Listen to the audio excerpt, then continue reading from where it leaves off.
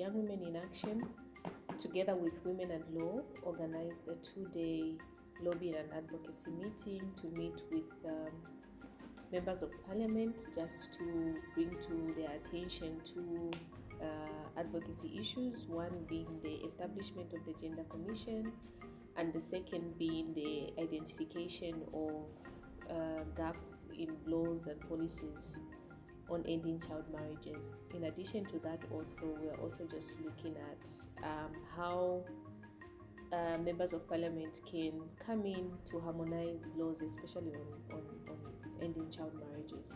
So those were the two issues that we had brought to their attention. And also on the second day, we extended the invitation to representatives from government ministries.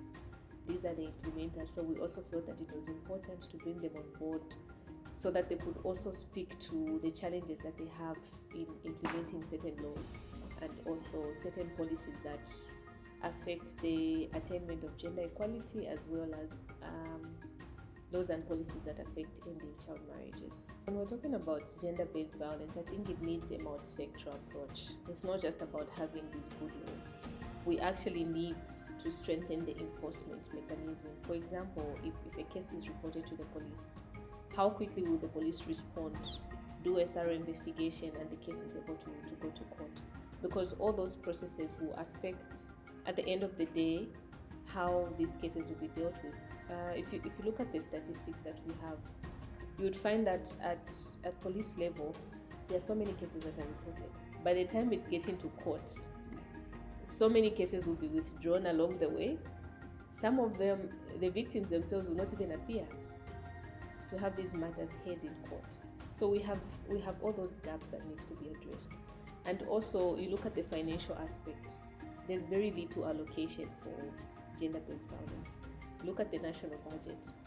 Very little money goes towards addressing gender-based violence cases. So most of these would rather stay in the abusive homes or withdraw their cases because they'll have nowhere else to go. They'll have no financial support whatsoever.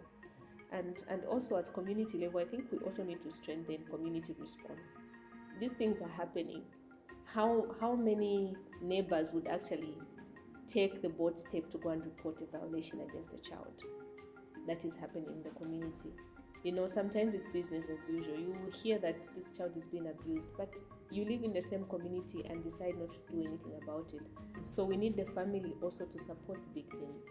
Whether the perpetrator is somebody known, let us support the victims. Let us see how we can strengthen this family support system to an extent that victims will still be free to report a violation in a home and know that they're going to get the support that they need from their families.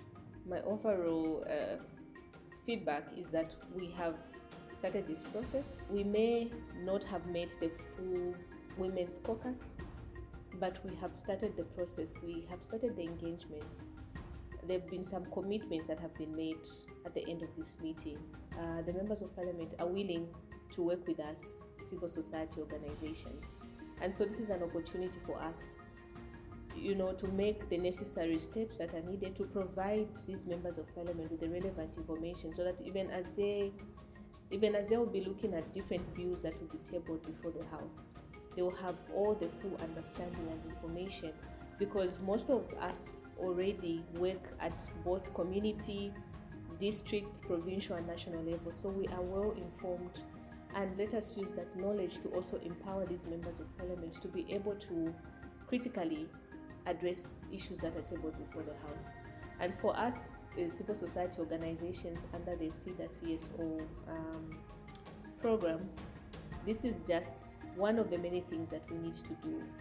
We now need to trickle it down to actually having more engagements with the cabinet ministers, having more engagements with other caucus groups under our National Assembly, so that we just strengthen our advocacy. Thank you.